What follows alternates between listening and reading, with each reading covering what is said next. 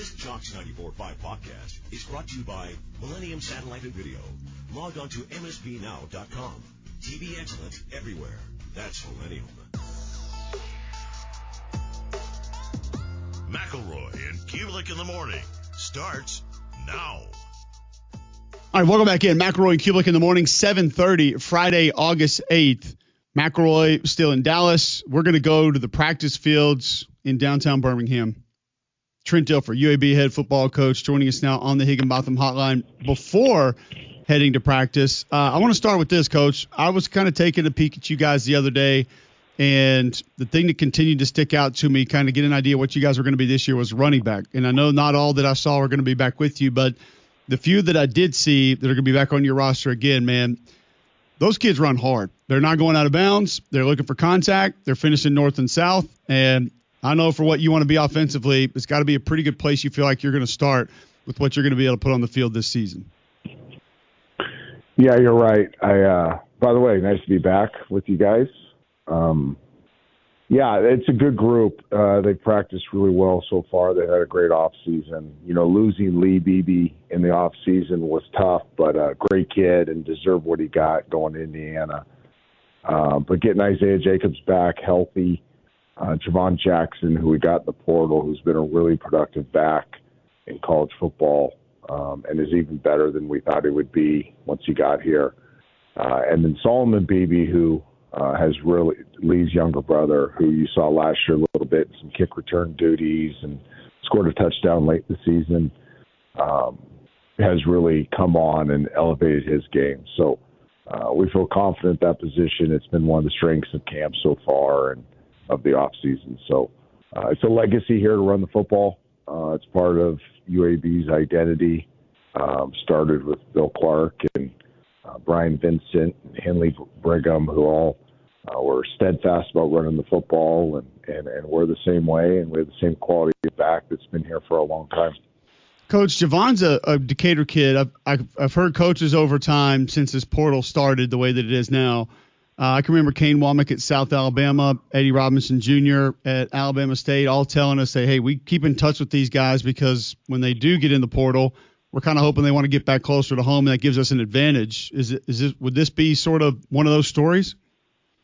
Yeah, no doubt. And Eli Ennis, our inside linebacker, is another one. DeMarcus Smith. You know, we have other players that we're really counting on this year that are went off somewhere else, but are from this great state, missed home, want to be closer to their parents, their friends, their fans.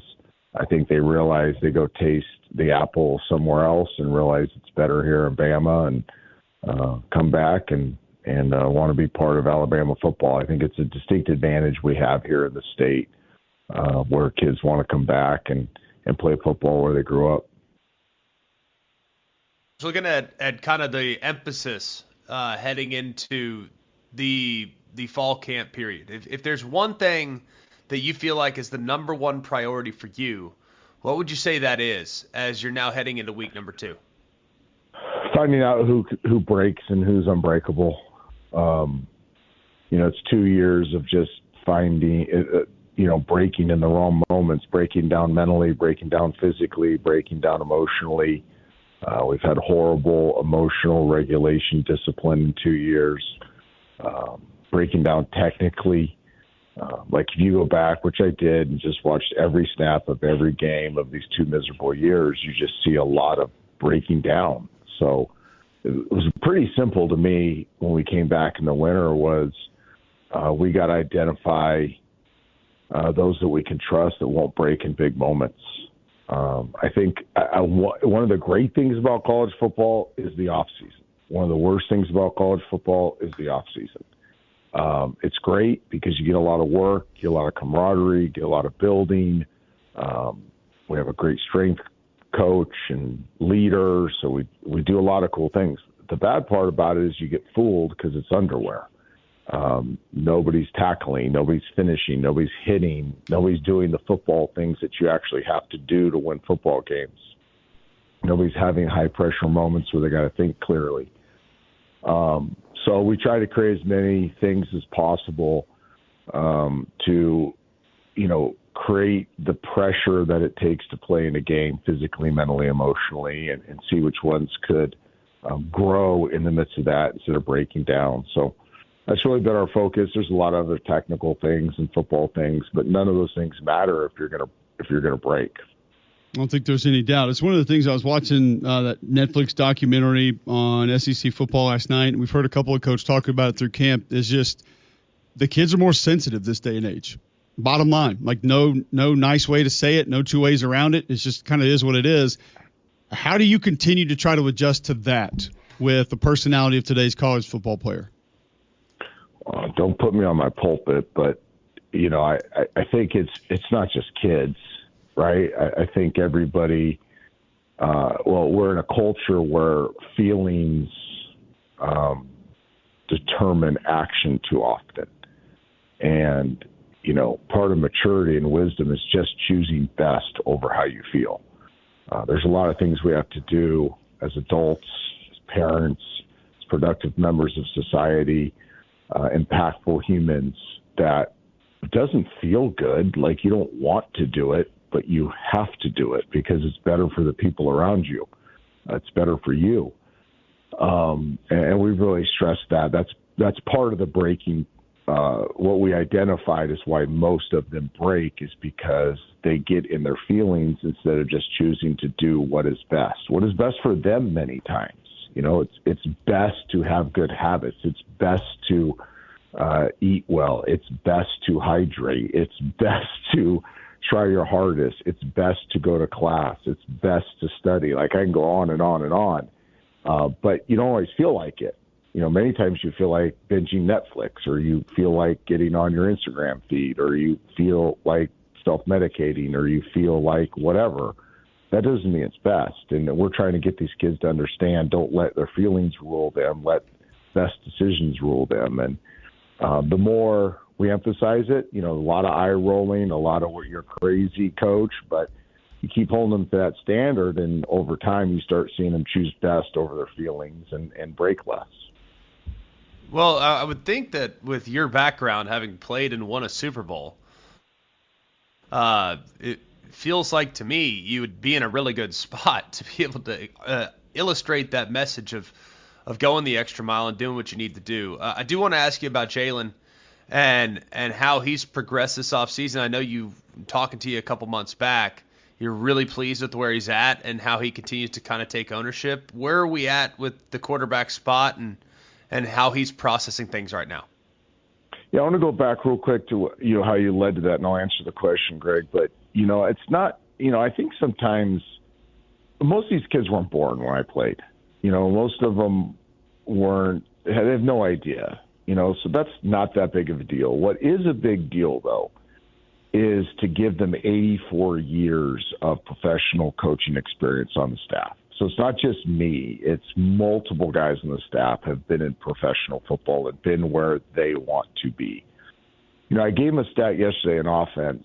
I was bragging on a couple of our coaches because, coaches can't brag about their pelts on the wall, their street cred. But I said, listen, between your quarterbacks coach, offense coordinator, wide receiver coach, you have $450 million earned in the NFL of guys they've coached. Now, just wrap your brain around that. Not to be earned, because they're probably going to earn another $300 million. But to this day, guys they have coached, $450 million. Yeah, a lot of that's the talent of those players. But you don't think that they had something to do with it? You don't think Alex Morton said something to do with Tua and Mac and Jalen Hurts? You don't think Kevin Garver had something to do with Larry Fitzgerald, who calls him all the time, by the way, or J.J. Nelson or Chris Godwin?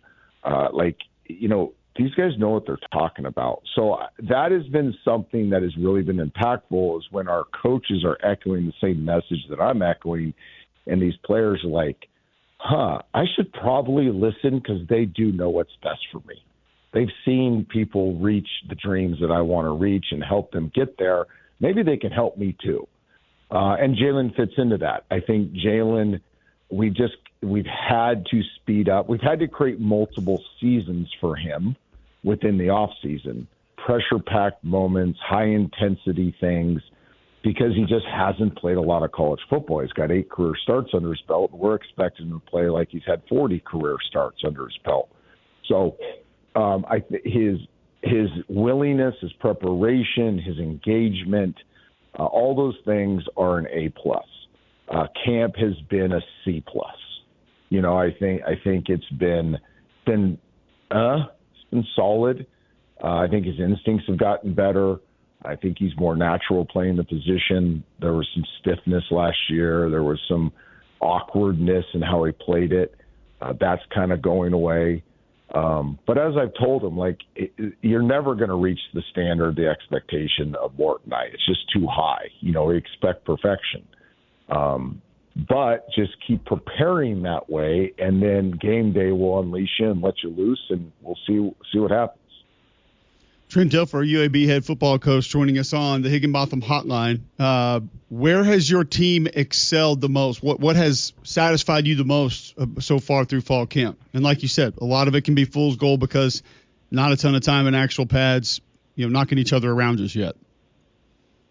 I think their approach, they're a group that comes ready to prepare, whether that's a meeting room, whether that's a practice. Not a whole lot of complaining and moaning and, all that stuff. They get that we don't know who we are yet, that we have a lot to prove, we have a lot to earn, very little entitlement. You have guys that started at a lot of programs around the country that came here that make a decent amount of money, but they're not starters yet. They're getting second team reps, having to earn it, and they're not really complaining about it. So now that can change, when we start, one spotting more stuff and there's not as many reps and you see your reps go down. But to this point, I've appreciated the approach. There's flashes in every area that people want to know about that look really good. But our issue is still this, and I harped on this to the coaches. I said, hey, quit, smelling rainbows and rose petals. We have a high ceiling, but we have the last 2 years. And if you watch us play, we make explosive plays on both sides of the ball. The problem is our floor is so dang low. Stupid penalties, undisciplined, gash in the run game, sacks, turnovers, drop balls, all the things to get you beat. We do all that. We've done all those things. So I'm far more concerned with raising the floor. I'm maniacal every single day. My coaches are just sick of hearing me say it. I don't care about the good stuff. I want to see the bad stuff get better. The bad stuff has to get exponentially better before we think we can beat anybody. Alabama State or Army or Navy or North Texas, whoever it is.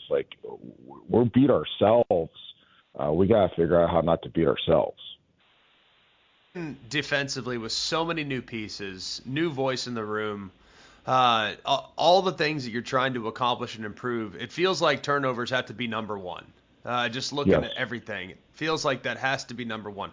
How do you make that? And we've heard it for years. We have balls around the facility. Guys are carrying balls. They're knocking them out when they're walking down the hallway. Whatever it is, whatever gimmick you have to do to kind of make sure that that's continued to be pounded into their head. Turnovers. We need more to improve off the 13 from just a year ago. What are you guys doing specifically to address that? And has it been effective so far in camp? It has. It's a great question, Greg. I don't know if you guys felt this way in your playing days, but training camp is a hard time to judge it because you're pissed off if the offense turns it over. Right. But you're excited if the defense turns them over. So I'll give you a couple examples. Yesterday we run a outbreaker post concept, right? And Jalen, our receivers running 4-4. Jalen throws it 68 yards down the middle of the field, straight dime. And Reek Watson, who is the fastest guy on our team, is getting beat by about a step and accelerates and picks the ball off like bread baskets it. And the receiver has his hands out because he thinks he's going to run through it and, walk in. And I'm like, that's not – we're watching the film with Jalen. We're like, I would have thrown it too. I don't know what to say. I would have thrown the exact same ball. right, if I could. And the receiver, he's doing his job. Heck of a play by Reek. You know what I mean? That's a big-time play. Jeremiah Vessel, a couple days ago, we're running an in-breaker, and he gets stuck in transition and kind of instinctively sees that's an in-breaker and lays his body horizontal to the ground, reaches back, and picks off a ball inside. And everything said to throw the football, right? So it's like you can't tell the quarterback not to make the throw. Like, anticipate the window, throw it in the window. You just had an exceptional play made by the nickel. Roy Williams has punched out 3 balls. And these aren't like just get your hand on the ball. These are like the peanut punch. And, called him out in the meeting room and was able to get him a little NIL deal because of it.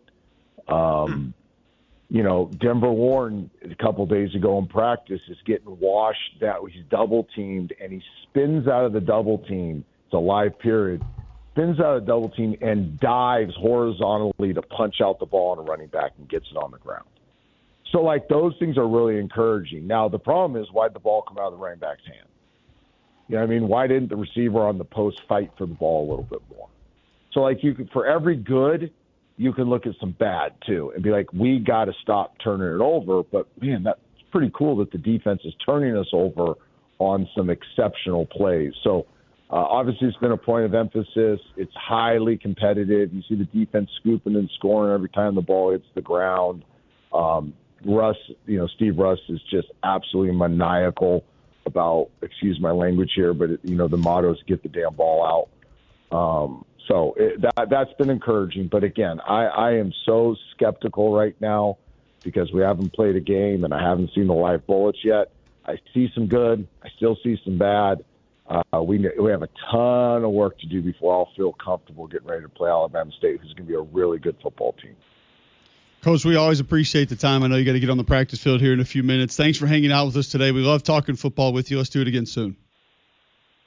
Appreciate it, guys. There you go. Trent Dilfer, UAB head football coach, joining us on the Higginbotham Hotline. Great insight to some of the individual players there. Great insight into how practice is going so far and how he's managing today's college football players. Again, we love talking football with Coach Dilfer. Always great. All right, when we come back, I want to go back to, we mentioned some of the weaponry there for UAB, some of that Georgia weaponry that we were referencing. You're going to have to wait for that conversation, but one thing you never have to wait for, GMAC, is your dental care. That's because Family Care Dental has you taken care of to the urgent care office where you can be seen the same day in several locations to make it easy on you.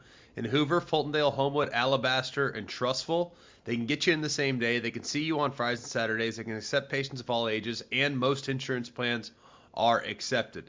Call them today for that appointment. The routine appointments now include free teeth whitening. So call them at 874-9605. That's Family Care Dental, 874-9605. Where should Georgia's weapons rank in the SEC? We'll discuss that next right here on McElroy Cubelic in the morning. Go inside Jocks 94.5 on Jocks TV. Morning Jocks, Mac and Cube, three-man front video simulcasts are presented by Bill Smith Buick GMC and Game Day Men's Health. Watch on the Jocks mobile app and YouTube by searching Jocks 94.5 TV.